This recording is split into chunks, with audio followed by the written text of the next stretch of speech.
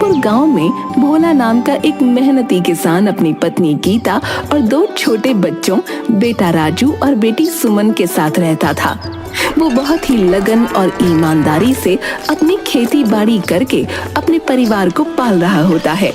एक दिन उसे खेत का काम करते करते वक्त का अंदाजा ही नहीं लगता और उसे घर पहुंचने में देर हो जाती है। दूसरी तरफ उसकी पत्नी बहुत बेसब्री से उसका घर पर इंतजार कर रही होती है। जैसे ही भोला अपने घर पहुंचा तो गीता उससे पूछने लगी,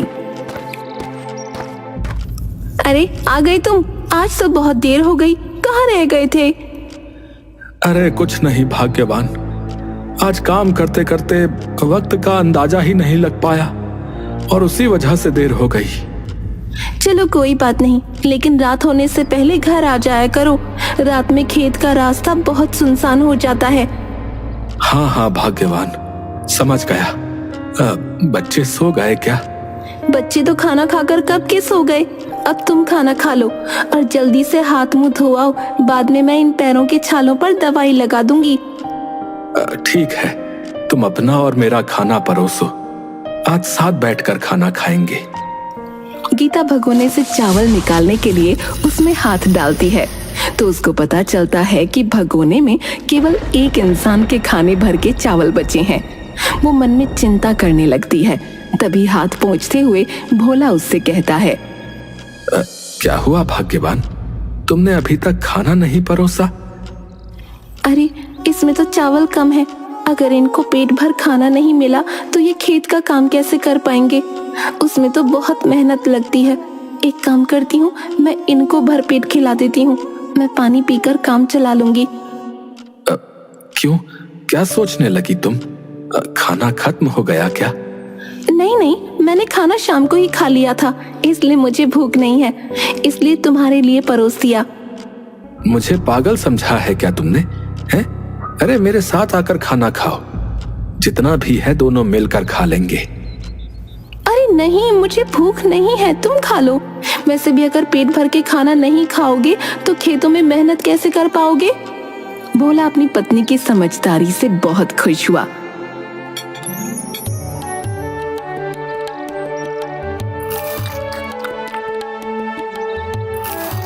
फिर दोनों साथ में खाना खाकर सो जाते हैं। अगले दिन वो जब खेत में काम कर रहा था तो उसका दोस्त राकेश भी अपने खेत से उसको देखता है कि भोला आसमान की तरफ देखकर तेजी से मेड़ बनाने का काम करने लगता है। राकेश उसके पास आकर हंसते हुए कहता है, अरे भोला, अरे तूने ऐसा क्या देखा रे आसमान में जो तेरे काम में हिरन जैसी फुर्ती आ गई? अरे राकेश, तू भी अपने खेत में जाकर जल्दी से मेड़ बना ले, मुझे लगता है आज रात तेज बारिश हो सकती है। अरे कहीं नहीं बारिश हो रही यार, आसमान पूरा साफ है। मैं तो बना ले रहा अपनी मेड़, और तू भी बना ले, मौसम का कोई भरोसा नहीं। ठीक है भोला, तुम अपने खेत की मेड़ बना लो, मैं तो अब कल ही आकर मेड़ बनाऊंगा, आज वैसे भी बहुत काम कर लिया भैया। भोला अब अपने खेत की मेड़ बनाकर अपने घर जाने लगता है और तभी वो देखता है कि राकेश बिना मेड़ बनाए ही अपने घर चला गया।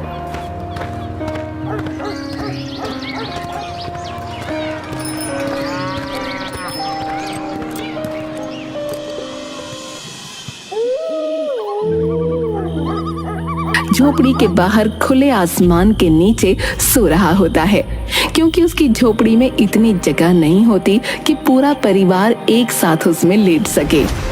उसी समय उसके ऊपर बारिश की बूंदें गिरने लगती हैं। वो तुरंत हड़बड़ा कर उठता है। उसकी आवाज सुनकर गीता की भी आंख खुल गई। अरे तुम इतनी रात में फावड़ा लिए क्या कर रहे हो? सुनो भाग्यवान, मैं राकेश के खेत की मेड़ बनाने जा रहा हूँ, वरना उसका पूरा खेत बर्बाद हो जाएगा। लेकिन तुमको क्या जरूरत, वो खुद अपने खेत की मेड़ ठीक कर लेगा। अरे कैसी बातें करती हो भाग्यवान, राकेश मेरा मित्र है और मुझे उसकी मदद करनी चाहिए भाई, इसीलिए मैं जा रहा हूँ। अच्छा ठीक है, लेकिन मैं भी तुम्हारे साथ चलूंगी। इतनी रात में तुम अकेले खेत पर नहीं जाओगे। बिजली कितनी तेज कड़क रही है और बारिश भी बहुत तेज हो रही है। नहीं नहीं, तुम यहीं रुको और बच्चों को संभालो।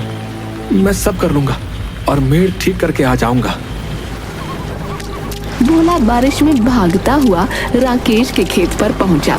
उसके बाद उसने बहुत मेहनत से राकेश के खेत की मेड़ बनाई, क्योंकि बारिश की वजह से मेड़ बार बार टूट रही थी। वो रात भर खेत में मेड़ बनाता रहा और आखिर में थककर वहीं सो गया। सुबह जब राकेश ने देखा कि रात में तेज बारिश हुई है तो वो बहुत घबरा गया और चिंता से रोते हुए खेत की तरफ भागा। खेत में पहुंचकर उसने देखा कि उसका खेत बिल्कुल ठीक है और वहीं पास में भोला लेटा हुआ है। वो समझ गया कि भोला ने ही उसके खेत की मेड़ ठीक की है। भैया भोला, अरे अरे उठो, अरे देखो सुबह हो गई। अरे राकेश, तू यहाँ? अरे तू रो क्यों रहा है भाई? भैया मुझे लगा मेरे खेत की मिट्टी बह गई होगी। अरे मेरे होते हुए मैं तेरा नुकसान थोड़े ना होने देता।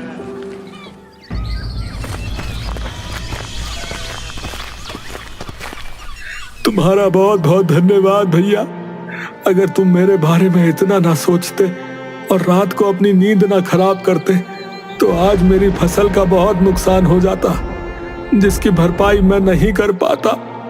अरे ये ठीक कह रहा है भोला भैया, तुम वाकई में सबका बहुत सोचते हो, इसीलिए गांव में तुम्हारी जो है एक अलग पहचान है। हाँ, अरे ऐसा ना कहो भाई, सब अपनी जगह बहुत मेहनत करते हैं। हाँ लेकिन दूसरों का नहीं सोचते ना। खैर चलो, अब तुम जो है घर जाओ और आराम करो।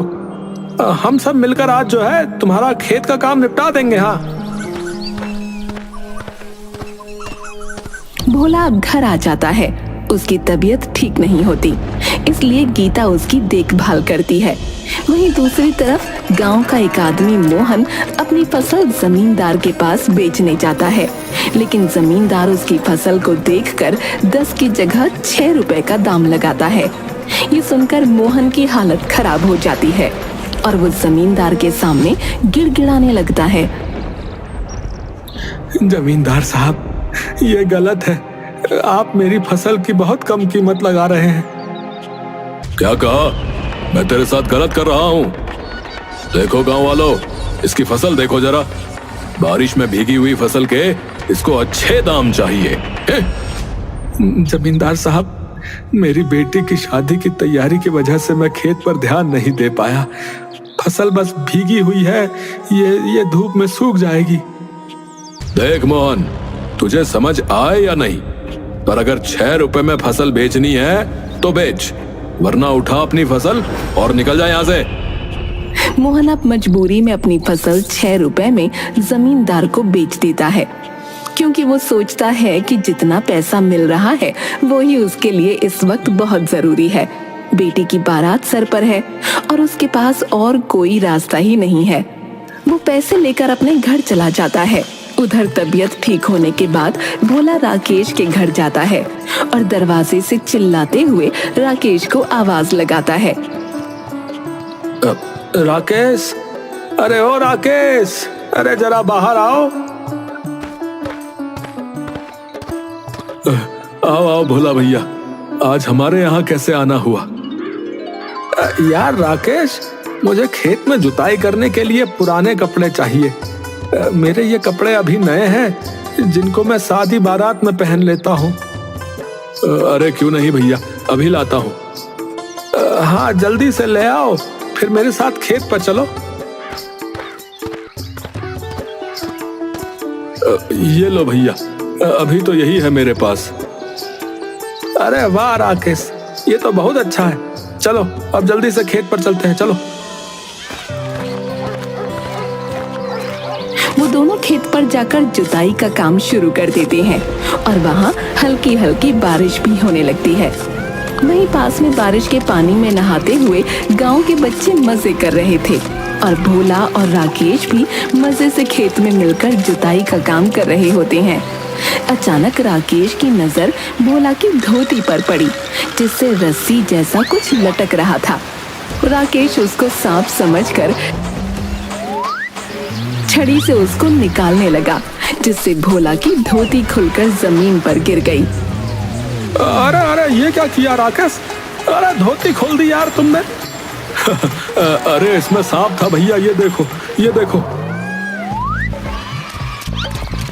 भागो भागो, भोला काका की धोती मिल गई, अब इससे खेलेंगे।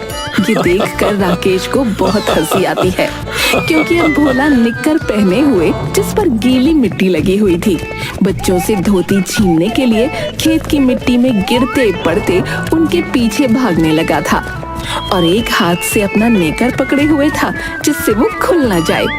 ये देखकर बच्चे और राकेश को बहुत मजा आता है। वो भोला को पूरे खेत में इधर उधर भगाते हैं। अंत में भोला थक कर एक जगह बैठकर अपनी इस नादानी पर हंसने लगा।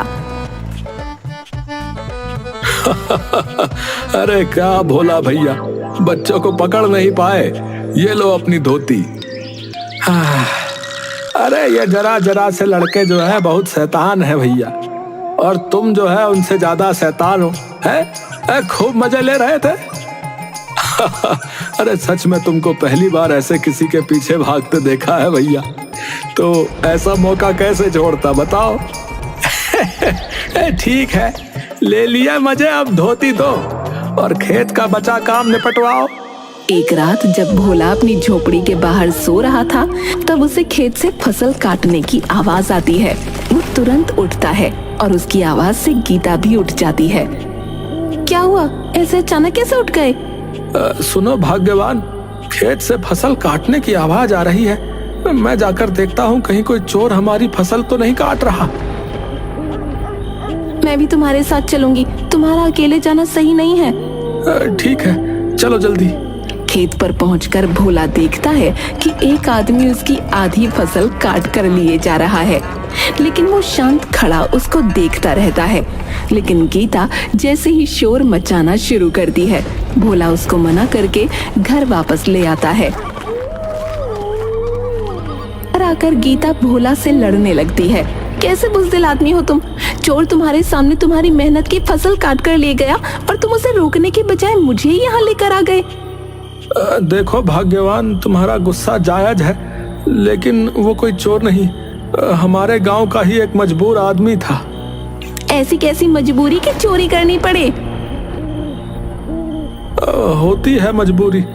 खैर अभी सो जाओ, मैं ये सब तुमको जो है कल सुबह समझाऊंगा। अच्छा। अगले दिन गांव वाले अपनी अपनी फसल लेकर बेचने जाते हैं और वहां पर मोहन भी अपनी फसल लेकर आता है, जिसको सब अजीब तरह से देखने लगते हैं, क्योंकि इस बार उसके खेत में फसल ही नहीं होती है। जमींदार उसको बुलाता है। आओ आओ मोहन, फसल लाए हो बेचने? जरा दिखाओ तो फसल कैसी हुई है इस बार। जमींदार साहब, इस बार मैं अपनी फसल को 10 रुपए के हिसाब से ही बेचूंगा, क्योंकि इस बार मैंने बहुत मेहनत से अच्छी फसल उगाई है। मेरे सामने झूठ बोलता है नालायक, हैं? अरे जब तूने अपने खेत में फसल लगाई ही नहीं तो फसल कैसे हुई तेरी? मुझे पता है ये तूने भोला के खेत से चोरी की है। नहीं नहीं नहीं नहीं जमींदार साहब, ये फसल मेरी ही है, मैंने कहीं से नहीं चुराई। चुप नालायक, गाँव वालों पकड़ो इसे, ये चोर है।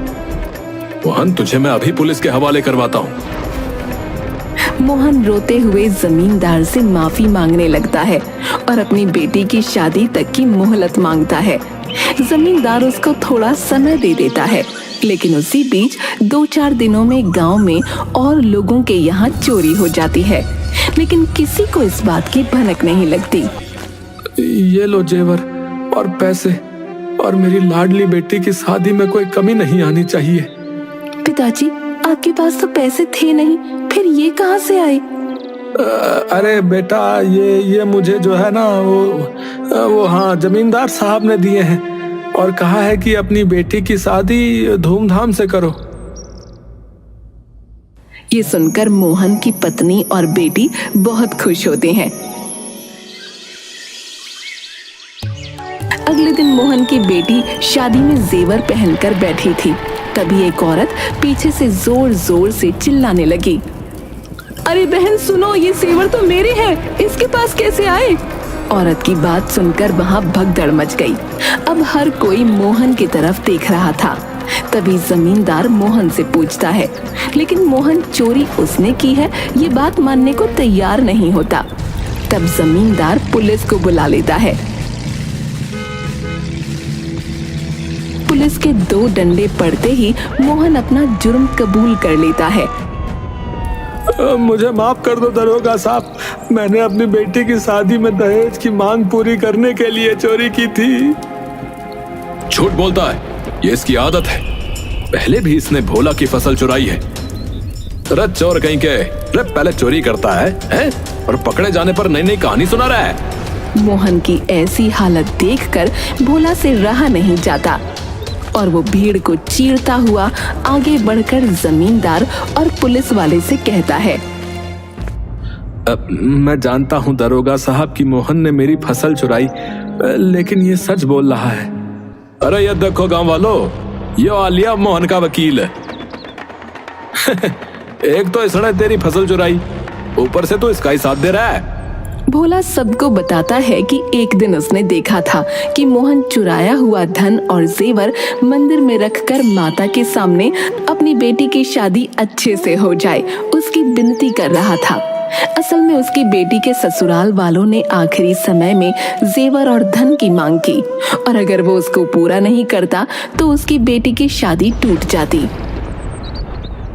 भाई, क्या ये भोला सच बोल रहा है?